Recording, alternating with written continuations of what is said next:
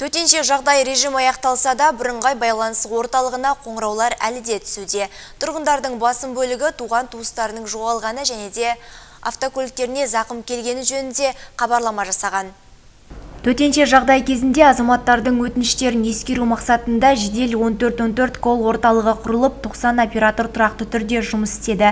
7 қаңтардан бастап орталыққа тұрғындардан 100 мыңнан аса қоңырау келіп түскен. Әрбір тұрғынның жолдаған қоңыраулары бізге мәселелерді алдын ала сараптап, бірлесіп шешуге көмегін тигізді дейді бірыңғай байланыс орталығының басшысы. Сұрақтың басым бөлігі туған туысын жоғалғандар және қауіп төніп тұрған жеке басын автокөліктеріне сындырып кету, немесе зақым келтіру бойынша қоңыраулар келіп түсті. Және де сұрақтың басым бөлігі төтенше жағдай кезде жүріп тұру бойынша автокөлік желісінде теміржол қатынастары болды. Тұрақты қалыппен қарағанда қазіргі төтенше жағдай кезіндегі қоңырау саны біршама көп екенін көрсетті. Әр қызметкерге 200 қоңыраудан күніне түсіп өтті.